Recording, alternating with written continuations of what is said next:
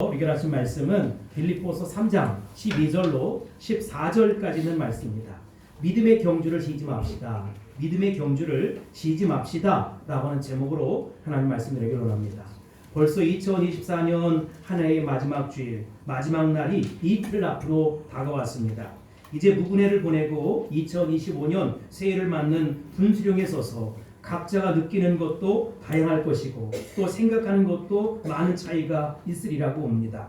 특별히 여러분 각자가 처한 형편이 어떤가에 따라서 많이 달라질 거예요. 건강하고 형통한 사람은 밝은 눈으로 새해를 기다리고 묵은 해를 보낼 것입니다. 그러나 병들고 실패하고 좌절감 속에 빠진 분들은 세월이 흐르는 것이 더없이 체념할 수밖에 없을 것이고 또 앞으로 내가 어떻게 살아가야 하지 하고 많은 걱정과 근심을 쏟아내고 살아갈 것입니다. 그러나 우리가 어떤 형편에 있든 또 어떤 연령층에 속해 있든 간에 오늘 우리는 하나님 언약의 말씀을 보면서 우리가 모두 함께 받을 수 있는 귀한 주의 음성, 성령의 음성을 들을 수 있으니 얼마나 감사한지 알 수 없습니다. 오늘 우리 주님께서 빌립보서 3장 12절로 14절 말씀을 보는 가운데 우리 각자에게 하늘의 능력과 하늘의 평화를 부어주시기를 예수님의 이름으로 축복합니다.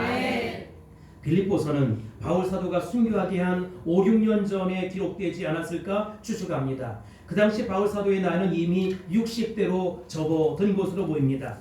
그는 또한 불행하게도 지금 로마 감옥에 갇혀 있습니다. 수감되어 있는 신세입니다. 지난 30여 년 동안 예수 믿고 거듭나 하나님의 자녀가 된 이 순간부터 그 복음의 열정에 사로잡혀서 소아시아를 누비며 많은 사람들을 구원해냈습니다. 중요한 도시마다 교회가 세워지고 아주 건강하게 믿음의 성도들이 성장하고 있었습니다. 그리고 드디어 로마에 이제 십자가 복음, 생명의 복음을 전하기 위해서 발을 들여놓은 것이지요. 전승에 의하면 그는 187개 교회를 개척했다고 합니다.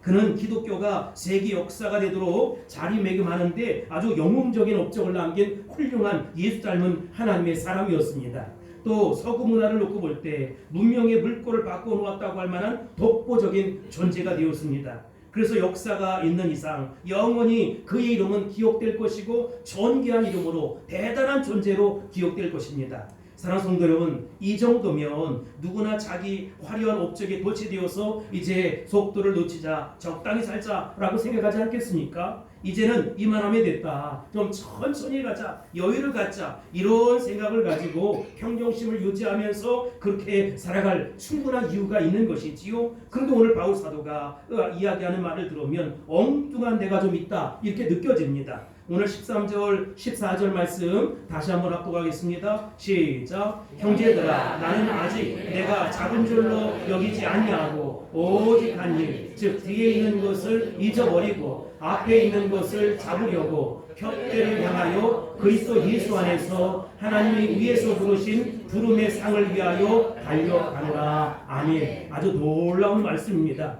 요약하면 이렇습니다. 나는 아직 목표에 이르지 못했습니다. 그래서 뒤돌아보지 않고 앞을 향해 힘을 다해 달려가고 있습니다. 바울 사도에게서 이런 말씀을 듣는다는 것은 굉장한 도전, 영적인 도전이라는 것입니다.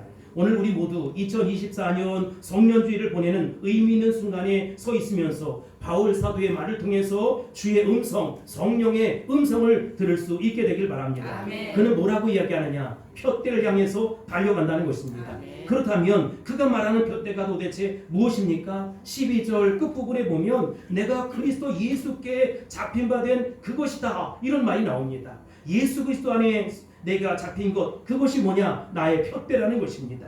13절 중간에 가면 한 일이라고 했어요. 부일이 아니라 한 일이라고 했습니다. 그리고 앞에 있는 것이라고 말하는 거예요. 그러므로 예수에게 잡힌 바 된 그것이 한 가지 일이요, 앞에 일이라는 것입니다. 그것을 푯대로 향해서 나아가겠다, 이렇게 정리할 수 있는 것이지요. 우리가 이미 성경을 통해서 잘 아는 바와 같이 바울 사도는 예수님을 혹독하게 핍박했습니다. 미워했습니다. 예수 믿는 사람들을 살려두고 싶지 않아서 다메섹까지 쫓아갔어요. 그런데 갑자기 예수님이 나타나서 그를 사로잡았습니다. 완전한 포로가 되었습니다. 여러분, 바울 사도가 주님을 찾은 것이 아니라 주님이 찾아온 것이지요. 자기가 예수님을 붙잡은 것이 아니라는 것이지요. 자기가 예수님에게 잡혔습니다. 잡히자마자 이제는 바울의 주인이 누가 되었느냐? 예수님이 되셨다는 것입니다. 내 멋대로, 내 뜻대로, 내 생각대로, 내 방법대로 살았는데 이제는 예수님의 종이 되었다는 것입니다. 아, 이게 뭐지? 처음에는 어떨떨하고 무슨 일이 일어났나 하면서 왜 내가 자꾸 이렇게 낮아지는가? 비참해지는 거예요. 그러나 여러분, 나중에 예수님이 왜 자기를 갑자기 붙들고 자기의 손에 꽉 쥐셨는지를 알게 되었어요. 깨닫고 난 이후에, 영적인 깨달음을 갖고 난 이후에는 말로 다 할 수 없는 감격이 그 속에서부터, 깊은 곳에서부터 솟구치기 시작했다는 것입니다. 예수님을 핍박한 자기를 불쌍히 여기셔서 무조건 용서해 주시고 용납해 주셨던 이 영광스러운 복음, 이 복음을 온 세상에 전할 수 있는 사도로 나를 부르셨다는 것입니다. 생각하면 눈물이 마를 날이 없었던 것이지요. 이 은혜를 평생 갚아도 다 갚을 수 없다는 것입니다. 그러다 보니 그의 마음속에 자연적으로 나는 이제 예수님 위해 살리라, 이 예수님을 나의 인생의 최대의 목표로, 가장 중요한 목표로 삼고 살리라. 어떻게 하면 예수님 마음에 드는 사람이 될 수 있을까? 어떻게 하면 우리 주님을 기쁘시게 시원케 드릴 수 있을까? 내가 어떻게 그런 인생을 살 수 있을까? 예수님 마음에 들고 예수님의 마음을 기쁘게 하는 사람이 되는 것, 이것이 나의 인생의 유일한 목표요, 내가 달려가야 할 유일한 푯대다라고 그는 그렇게 정한 것입니다. 이렇게 그가 목표를 정한 다음에 그는 주님을 더 알기를 심히 원했어요. 주님을 더 알기 원했고, 주님처럼 살기를 원했고, 주님같이 살기를 원했고, 주님처럼 가신 그 길 나도 따라가기를 소원했다는 것이지요. 여러분, 10절 11절을 한번 보세요. 내가 그리스도와 그 부활의 본능과 그 고난에 참여함을 알고자 하여 그의 죽으심을 본받아 어떻게 해서든지 죽은 자 가운데에서 부활에 이르려 하노니 라고 이야기하고 있습니다. 간단하게 얘기하면 나는 예수님처럼 욕먹고, 예수님처럼 매맞고, 예수님처럼 굶주리고, 예수님처럼 멸시받고, 예수님처럼 살아가는 모습을 자청하겠다는 것입니다. 그렇다면 그 이유가 뭘까? 그 이유가 뭡니까? 예수님처럼 되고 싶어서, 예수님같이 되고 싶어서입니다. 예수님이 가신 길을 나도 가고 싶다. 예수님이 그 짊어진 십자가 나도 짊어지고 싶다는 것입니다. 그래서 예수님이 죽으신 십자가에 자기도 죽고 예수님의 그 놀라운 부활에 나도 참여한 바 되기를 간절히 소원했다는 것입니다. 그래서 어떻게든지 예수님이 기뻐하는 사람, 예수님 마음에 쏙 드는 사람, 예수 닮은 사람이 되고자 그는 그렇게 자기 인생을 걸었다, 목표를 걸었다, 푯대를 삼았다는 것입니다. 우리가 빌립보서 1장 20절에 가보세요.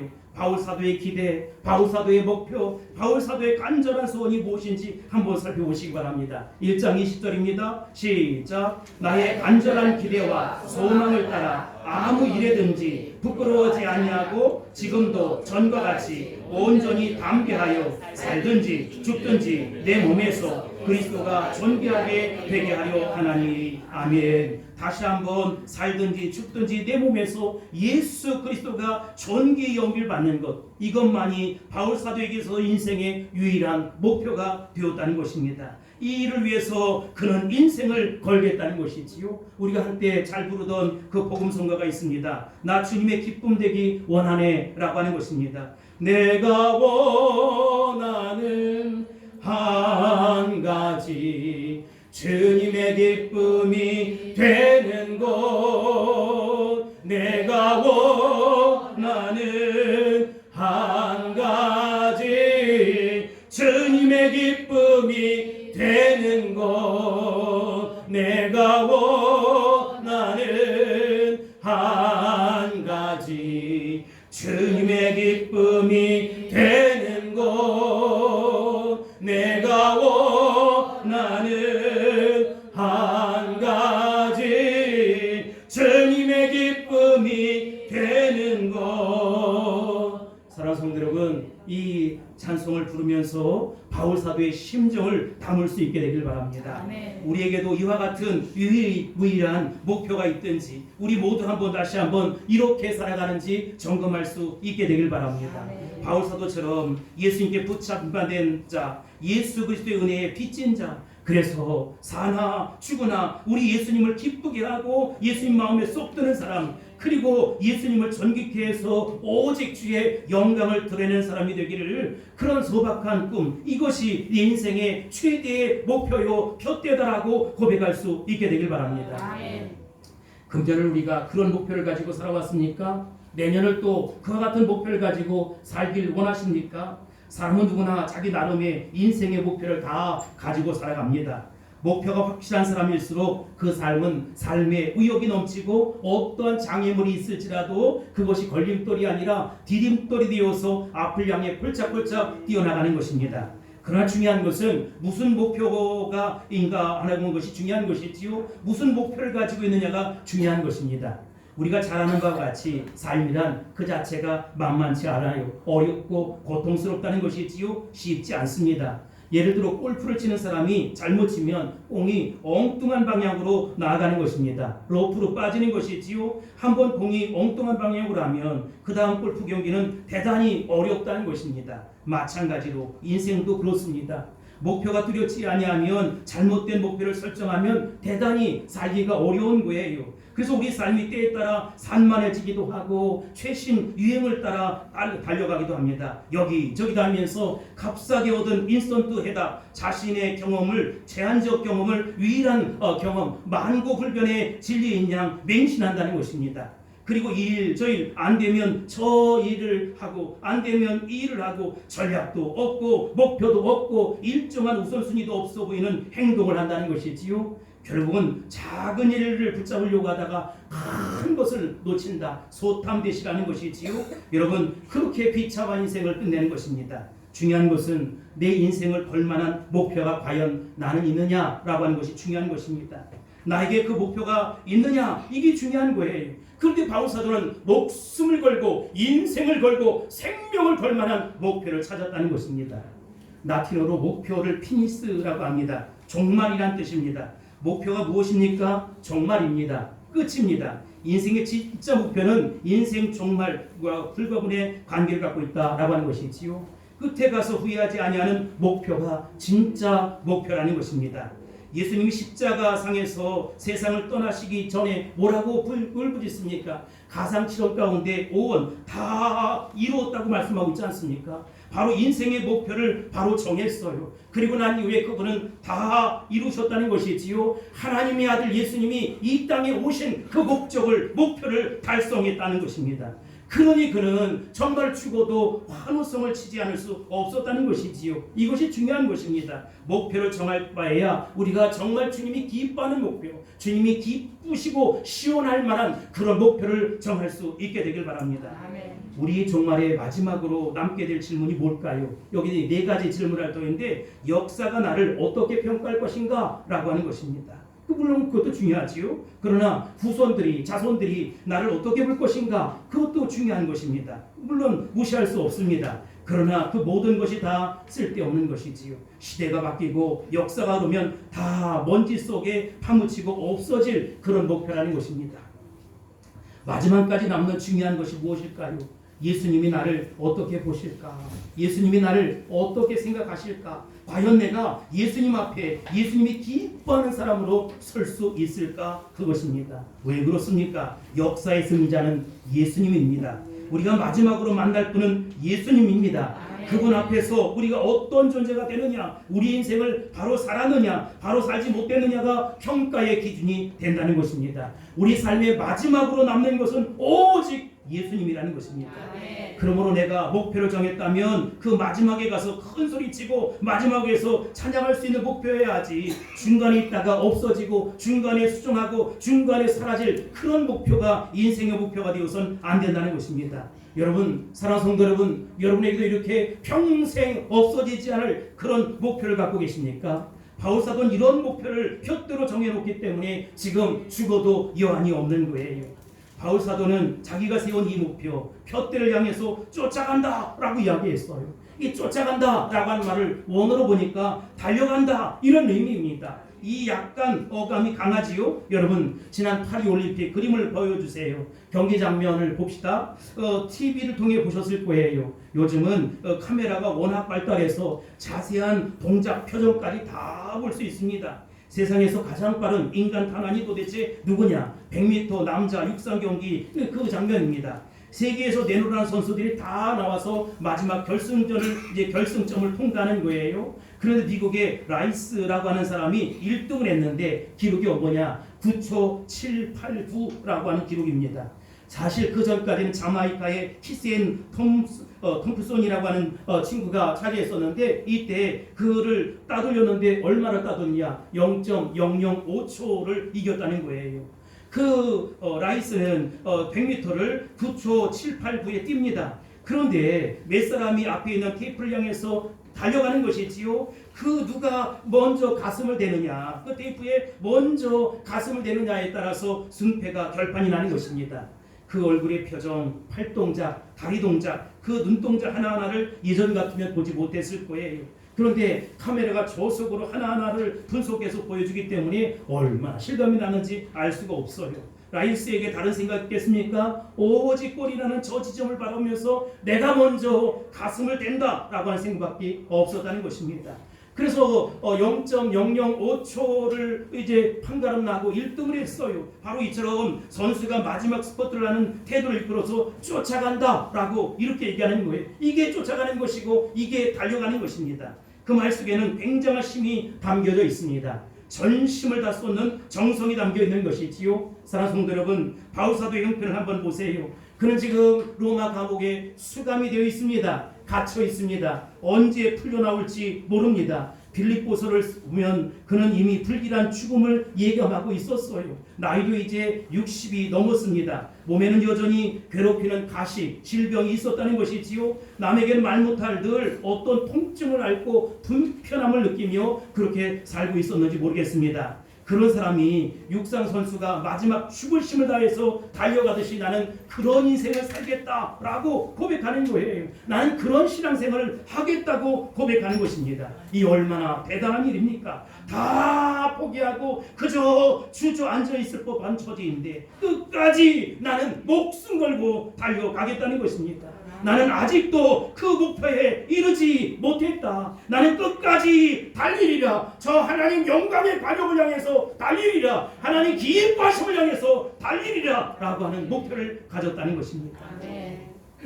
사랑하는 성도 여러분, 그 바울사도의 마음을 여러분 마음속에 그려보시기 바랍니다. 그래서 감옥에 앉아 있으면서도 자기가 개척한 빌립보 교회 성도들에게 열심히 편지를 씁니다. 요즘처럼 볼펜이 있습니까? 종이가 제대로 있겠습니까? 그 어두침침한 감옥 속에서 평소에는 시력도 좋지 않아 고생하는 마당에 글을 썼다는 것이지요. 장문의 편지를 써서 보냈고 그리고는 늘 시간만 나면 차가운 돌바닥에 무릎을 꿇고 엎드려 눈물로 기도하는 것이지요. 성도들 이름을 하나하나 불러가면서 밤이고 낮이고 기도하는 것입니다. 하나님 그들을 불쌍히 여겨주세요. 그들을 살려주세요. 그들을 도와주세요. 그들의 믿음이 쑥쑥 성장하길 원합니다. 찾아오는 사람들에게는 간절하게 전도도 하고 기도도 했습니다. 때에 따라서는 유대인들을 앉혀놓고 하나님 말씀을 가르쳤어요. 감옥에서도 그는 쉴 틈이 없었다. 달려가는 인생이다. 달려가는 인생이었다는 것입니다. 여러분, 신앙생활이라는 것이 무엇입니까? 달려가는 것입니다. 쫓아가는 것입니다. 어떤 사람은 기는 것처럼 신앙생활합니다. 어떤 사람은 걸어가듯 신앙생활합니다. 이것은 바울사도가 말하는 달려가는 신앙생활의 모습이 아니지요. 표대를 향해서 달려가는 신앙이 아니라는 것입니다. 신앙의 목표는 뭡니까? 예수님을 기쁘게 하는 것입니다. 내가 하는 말이, 내가 하는 신앙생활이, 내가 하고 있는 지식, 내가 하고 있는 모습이 정말로 예수님이 기뻐하실까라고 하는 것입니다. 신앙생활은 주님 마음에 쏙 드는 사람이 되는 것입니다.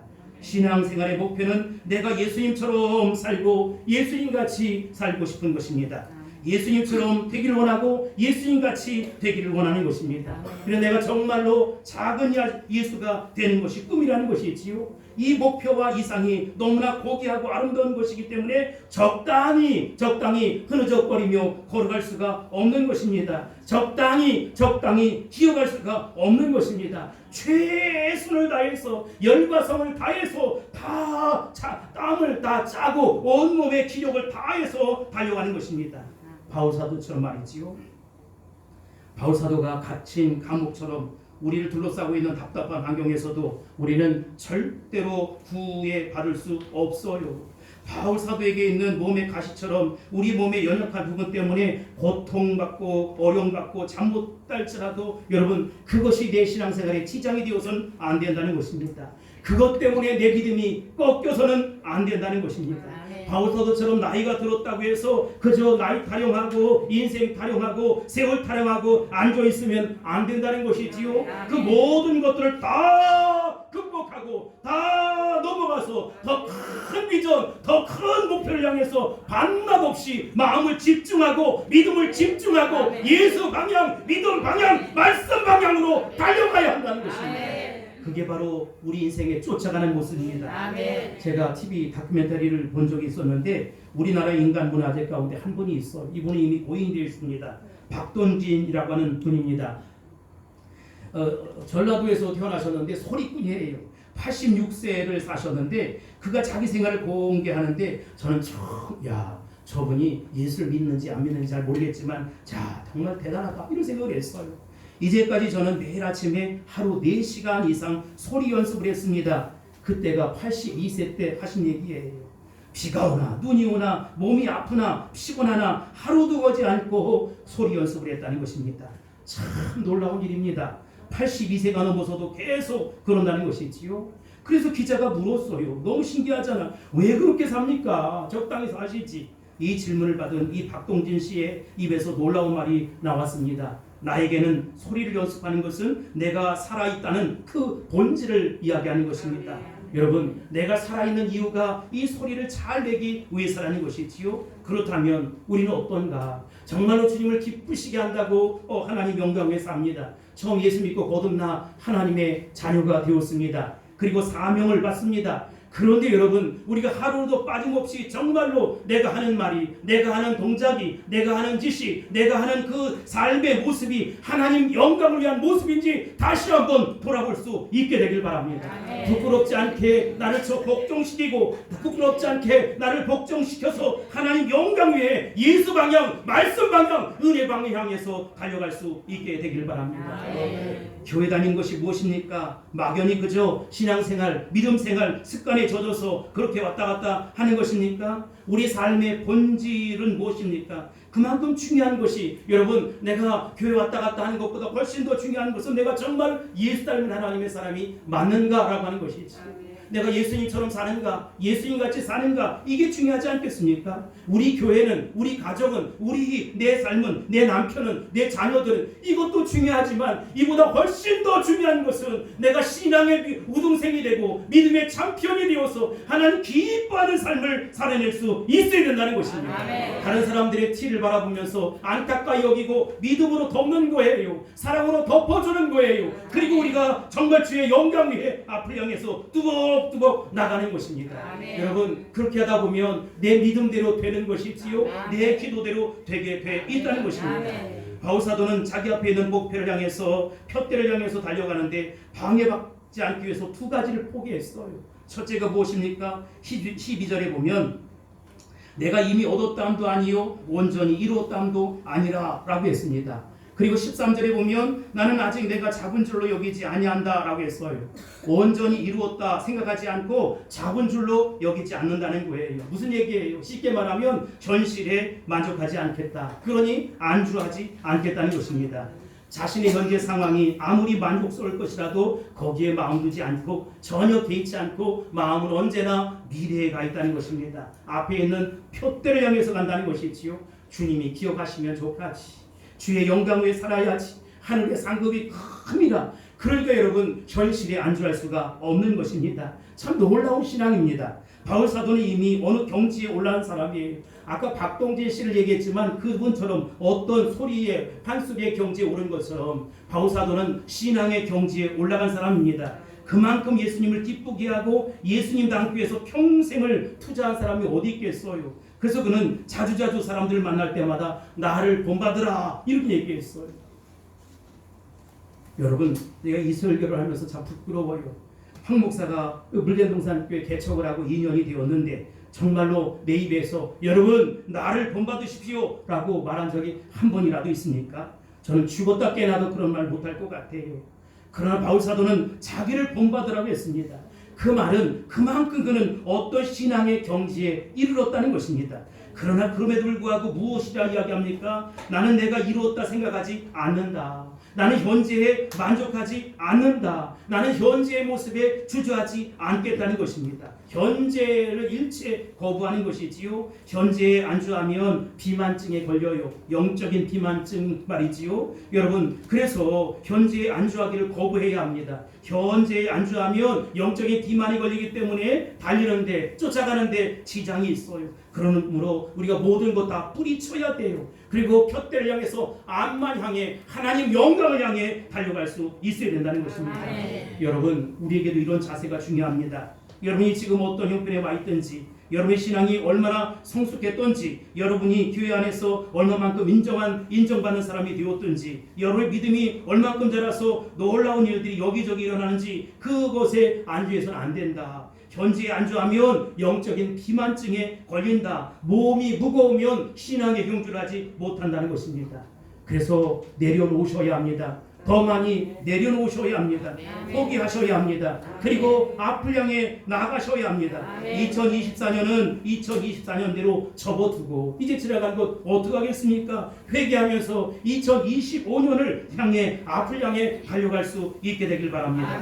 바울 사도가 또 하나 포기하기를 작정한 것이 있어요. 13절에 보면 형제들아 나는 아직 내가 잡은 줄로 여기지 아니하고 오직 한 일 또 즉 뒤에 있는 것을 잊어버리고 라고 했습니다. 뒤에 있는 것, 지나간 것, 과거를 돌아보지 마세요. 과거를 묻지 마세요. 바울 사도는 과거를 돌아보면 자기의 아름답지 못한 경력이 있는 것 알아요. 예수님을 핍박했던 자요, 회방자요, 호행자였습니다. 도저히 용서받지 못할 과거의 경력이 있었습니다. 전과가 있었습니다. 그것을 다 이제는 돌아보지 않기로 마음에 작정을 했습니다. 왜냐? 예수님이 이미 용서해 주셨기 때문에. 예수님이 이미 용서해 주셨기 때문에. 그리고 사실 바울은 실수를 여러 번 하지 않았어요. 동역자인 바나바와 그 마가 때문에 심하게 다투었던 일, 평생 치를 수 없는 마음의 상처를 서로 주고받았습니다. 이처럼 이런저런 실수가 있었지만 바울 사도는 그 모든 것을 이제 전혀 돌아보지 않겠다, 개의치 않겠다, 할 수만 있다면 주님 그것 덮어줄 것을 믿고 이제 확신 가운데 앞을 향해서 뚜벅뚜벅 달려가겠다는 것입니다. 그는 과거 30년 동안 엄청난 업적을 쌓은 사람입니다. 전 세계를 하나님의 나라로 바꿔놓을 만큼 놀라운 선교의 업적을 쌓았습니다. 그러나 그 과거의 업적에 매달리기를 원치 않았어요. 그 업적을 놓고 나팔 불면서 살기를 원치 않았습니다. 그 모든 것을 다 새까맣게 잊어버리고 앞을 향해서 믿음으로 달려가는 것입니다. 여러분, 우리도 그래야 합니다. 과거에서 자유로워야 합니다. 여러분, 과거의 은혜를 많이 받은 경험이 있습니까? 과거에 여러분이 교회에 많은 봉사를 하셨습니까? 많은 헌금을 하셨습니까? 다 잊어버리세요. 새까맣게 잊어버리세요. 그런 것 가지고 자꾸 돌아보면 안 됩니다. 거기에 매이면 절대로 앞을 향해 나아갈 수 없습니다. 그리고 여러분 가운데 실패하고 상처 입고 원한을 갖고 한때 잘못된 판단 때문에 지금까지 고생 정말로 개고생하고 있습니까? 얼마나 생각하면 분통이 터집니까? 마음이 아픕니까? 고통스럽습니까? 원망스럽습니까? 그러나 여러분, 이제 과거는 파괴적인 힘을 갖고 있다는 사실을 아셔야 돼요. 계속 분통이 터지고 계속 마음이 아프고 계속 고통스럽고 계속 원망하면 나는 현재의 무기력한 삶을 살 수밖에 없고 앞을 향해 미래를 향해 달려갈 수 없다는 것입니다. 그러면 여러분 돌아보지 마세요. 새까맣게 잊어버리세요. 예수 안에서 다 잊어버리고 새 삶을 살아갈 수 있게 되길 바랍니다. 닐 앤더슨이라고 하는 사람이 쓴 책에 보니까 이런 말이 있어요. 어떤 선교사 부부가 열심히 이제 선교지를 가려고 젊은 부부가 선교사가 되기로 결심하고 훈련을 받아요. 그 훈련을 받는 도중에 아내가 성폭행을 당했습니다. 정말로 기가 막히고 코가 막힌 이야기입니다. 견딜 수가 없었습니다. 그래서 살던 집에서 이사를 합니다. 이사를 했는데도 문제 해결이 되지 않는 거예요. 끔찍한 기억과 상처에서 벗어나질 못해요. 하루는 닐 앤더슨 강의실에 그 부인이 울고불고 찾아옵니다. 그리고는 개인적으로 이렇게 만나 하소연을 합니다. 하나님은 모든 그를 사랑하는 자에게 합력의 선을 이룬다고 약속하지 않았어요? 근데 왜 나에게 이런 일이 일어났을까요? 난 도무지 억울해서 속상해서 견딜 수가 없습니다. 내가 선교사로 헌신하려고 하는데 왜 하나님이 왜 나에게 이런 일을 용납하셨을까요? 그러자 닐 앤더슨이 이렇게 얘기합니다. 잠깐! 하나님이 당신에게 허락한 것이 아닙니다. 당신은 피해를 본 것입니다. 세상에 살다 보면 피해를 당하는 때가 있지 않습니까? 그러나 하나님은 그런 피해를 통해서도 당신을 성숙한 사람으로 만들고 선을 이루게 하신다는 것을 믿으셔야 합니다. 목사님, 도무지 그런 것이 믿어지지 않고 계속 내 안에 갈등만 일어나니 어떻게 하면 좋겠습니까? 자, 그러면 다시 한번 이야기합시다. 당신이 성폭행 당해도 신분은 바뀌지 않지 않습니까? 당신이 성폭행을 당했다고 해서 사랑하는 하나님의 자녀란 신분이 날아가 버렸습니까? 아니지 않습니까? 신분은 고스란히 그대로 남아있지 않습니까? 그러므로 이제 당신이 선택하기 나름입니다. 평생 나는 성폭행 피해자야, 성폭행 희생자야 라고만 생각한다면 그렇게 살든지, 아니면 아예 새까맣게 잊어버리고 정말로 이런 일이 있었어, 그러나 나는 사랑받는 하나님의 자녀야, 나는 여전히 하나님의 사랑받는 자녀야 라고 고백하고 살든지, 둘 중에 하나를 당신이 선택하셔야 합니다. 그래야만 당신은 좌로 가든지 우로 가든지 할 것입니다. 여러분, 옳은 말이지 않습니까? 내가 과거에 어떤 어려움을 당했을지라도 다 잊어야 합니다. 그 상처, 그 고통을 자꾸 돌아보면 과거의 일들만 자꾸 불쑥불쑥 나타나게 되고, 그것이 내 생각을 맴돌게 되고, 그러면 아무것도 되는 일이 없습니다. 그러므로 바울 사도 자신은 뒤의 것을 잊어버려야 한다라고 이야기하지 않습니까? 여러분, 예수님을 기쁘게 하고 예수님 마음에 쏙 드는 사람, 그래서 오직 주님만을 나의 인생의 최고의 최고봉으로 모시고 살아가는 그 사람은 신앙생활을 어떻게 하느냐? 다 잊어버리고 앞을 향해서 하나님 영광을 향해서 예수 방향, 말씀 방향, 은혜 방향에서 달려가는 것입니다. 이제 내 인생은 결정됐습니다. 세상에서 어떠한 삶을 살든 그건 중요하지 않아요. 내 인생의 최고봉은 여전히 예수 그리스도라는 것입니다. 합력의 선을 이루실 것입니다. 지금 나타난 현상 때문에, 지금 일어난 일들 때문에 마음이 정말 뒤죽박죽이 되고 그렇게 좌로나 우로나 치우치고 그러시면 안 된다는 것이지요. 절대로 그렇게 살아서는 안 된다는 것입니다. 그것은 시간 낭비하는 것이고 마귀만 춤출 일이라는 것입니다. 요한복음 14장 21절을 보세요. 시작. 나의 계명을 지키는 자라야 나를 사랑하는 자니, 나를 사랑하는 자는 내 아버지께 사랑을 받을 것이요, 나도 그를 사랑하여 그에게 나를 나타내리라. 아멘. 나의 계명을 가지고 지키는 자라야 나를 사랑하는 자라는 것입니다. 나를 사랑하는 자는 어떻게 살아가느냐? 내 아버지께 사랑을 받게 된다는 것이지. 나 같은 것은 필요 없어, 나는 안 될걸, 내 병은, 아니 내 사업은, 내 직장은, 그런 얘기 하지 마세요. 마귀가 쓴웃음을 줘요. 그래 너 내 침을 받았구나, 예수 이름으로 물러갈지어다 외쳐야 한다는 것입니다. 내 아버지께 나는 사랑을 받을 것이고, 우리 주님은 나를 사랑해서 그의 사랑을 고스란히 내 삶 속에 나타낼 것입니다. 주님, 우리 예수 믿는 사람들에게 주시는 독특한 은혜입니다. 이제 우리 좌표를 찍어야 돼요. 주의 영광 위에 좌표를 찍고 오직 하나님 영광을 위해, 예수님 기뻐하는 모습을 위해서 살아가야 한다는 것입니다. 경주자가 이것도 생각하고 저것도 생각하고 하면 그 정말 꼬린 지점에 1등으로 갈 수가 없어요. 많은 성도들이 하나님 영광을 위해 산다고 하고 우리 주님 마음 기쁘시게 시견케 드린다고 하면서 신앙생활하다가 이것저것에 치우치고 이것저것에 걸림돌이 되어서 디딤돌 삼아야 되는데 걸림돌에 넘어지고 걸림돌에 쓰러지고 걸림돌에 무너진다는 것입니다. 여러분, 그럼에도 불구하고 여전히 우리 주님은 나를 사랑하세요.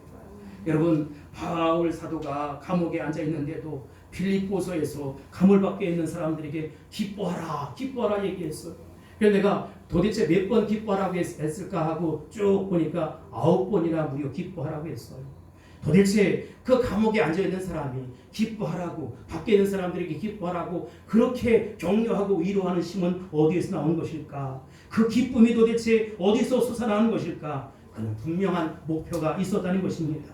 푯대를 정하고 뚜벅뚜벅 비가 오나 눈이 오나 바람이 부나 내 인생에 고통이 있으나 어려움이 있으나 가슴앓이가 있으나 잠 못 이루는 밤이 있으나 그곳에 굴하지 아니하고 오직 하나님 영광을 위해서 나아가는 것입니다. 그는 내가 이제 얼마 있으면 죽겠다라고 하는 불길한 예감도 들었어요. 그러나 여러분, 그것 때문에 기죽지 않았다는 것입니다. 나에게 날마다 솟구치는 힘이 있었어요. 무거운 십자가를 지고 달려갈 수 있는 새심이 막 뿜뿜 솟아났다는 것입니다. 나는 어떤 환경에도 절망하지 않겠다. 나는 어떤 사람에게도 절망하지 않겠다. 여러분, 바울 사도가 여러분 로마에 졌습니까? 그 당시 네로 황제에게 졌습니까? 아니에요. 네로에게도 이겼고 로마 제국에도 이겼어요. 이긴 힘이 도대체 무엇입니까? 하나님이 나를 도와주셨다는 것입니다. 하나님이 여러분을 도와주십니다. 우리 주님이 여러분을 도와주십니다. 내 사정이 어떻든, 내 형편이 어떻든, 내 환경이 어떻든 일방적인 하나님의 은혜로 모든 것들을 초월해서 은혜를 퍼부어 주신다는 것입니다. 도와주신다는 것입니다. 경제가 휘청거리고 정치가 불안정하고 젊은이들이 꿈을 잃어버리고 살아갑니다. 마치 불신의 덩어리처럼 그렇게 살아갑니다. 도대체 우리 앞에 미래는 도대체 어떻게 될까? 적어도 말이죠, 답답한 환경 외에는 밝은 미래가 점쳐지질 않아요. 그럼에도 불구하고 바울 사도를 기억할 수 있어야 된다는 것이지. 칙칙한 어려움 속에서도 정말로 하루 앞에 어떤 일이 벌어질까, 그것 속에서도 여러분 그는 극복할 힘이 있었다. 여러분에게 병이 있습니까? 여러분, 남이 모르는 개인의 상처와 고통이 있습니까? 여러분에게 무거운 십자가의 짐이 있습니까? 걱정하지 마세요. 염려하지 마세요. 내가 주님을 기쁘시게 하고 푯대를 향해서 끊임없이 달려가기만 하면 우리 주님께서 도우실 것입니다. 우리 주님께서 여러분들에게 새 힘을 퍼부어 줄 것입니다. 성령 하나님께서 여러분들을 도와주실 것입니다. 누가 우리를 그리스도의 사랑에서 끊을 수 있겠습니까? 누가 우리를 하나님의 사랑에서 끊을 수 있겠습니까? 바울 사도가 말하지 않습니까? 로마서 8장 35절로 39절 읽겠습니다. 시작. 누가 우리를 그리스도의 사랑에서 끊으리요? 환난이나 곤고나 박해나 기근이나 적신이나 위험이나 칼이랴. 기록된 바 우리가 정일주를 위하여 죽임을 당하게 되며 도살할 양같이 여김을 받았나이다 함과 같으니라. 그러나 이 모든 일에 우리를 사랑하신 이로 말미암아 우리가 넉넉히 이기느니라. 내가 확신하노니 사망이나 생명이나 천사들이나 권세자들이나 현재이나 장래이나 능력이나 높음이나 깊음이나 다른 어떤 피조물이라도 우리 주 그리스도 예수 안에 있는 하나님의 사랑에서 끊을 수 없으리라. 끊을 수 없으리라. 여러분, 여기 37절 하반절에 보면은 우리가 넉넉히 이긴다고 했어요. 이 말은 원어로 보면 충분히 이긴다, 자신 있게 이긴다는 것입니다. 내 삶에 환난, 곤고, 박해, 기근, 적신, 우연, 칼이 있을지라도 정일주를 위하여 죽임을 당할 것 같고 도살양같이 쩔쩔매는 환경이 있을지라도 우리가 충분히 이길 것입니다. 넉넉히 이길 것입니다. 자신 있게 이길 것입니다. 그리스도 예수 안에 있는 하나님의 사랑에서 우리를 끊을 수 없습니다. 하나님이 우리를 도와주십니다. 하나님이 우리를 책임져 주십니다. 그러니 여러분, 우리가 누구에게 꺾이겠어요? 누가 우리를 주저앉히겠어요? 그러니까 푯대를 향해 나가는 거예요. 나는 하나님 영광에 산다. 내 발목을 누구도 잡을 수 없습니다. 우리 주님께서 함께 하시기 때문입니다. 어둠의 세력 흑암의 것에 나서는 예수 이름으로 물러갈지어다. 하나님 오늘 우리에게 승리를 허락해 주실 것입니다. 그러니 십자가 복음 붙잡고 믿음의 경주를 하는 거예요. 보혈을 의지해서 하나님 품에 안기는 저와 여러분이 다 될 수 있기를 예수님의 이름으로 축원합니다. 축복합니다. 선포합니다. 할렐루야. 기도하겠습니다. 고마우신 아버지 하나님, 감사합니다. 영광받아 주옵소서. 금년 한 해를 잘 살게 하신 아버지, 이제 믿음의 경주 잘해서 하나님 앞에 더 큰 영광 돌리게 하여 주옵소서. 예수님의 이름으로 간절히 기도하옵나이다. 아멘.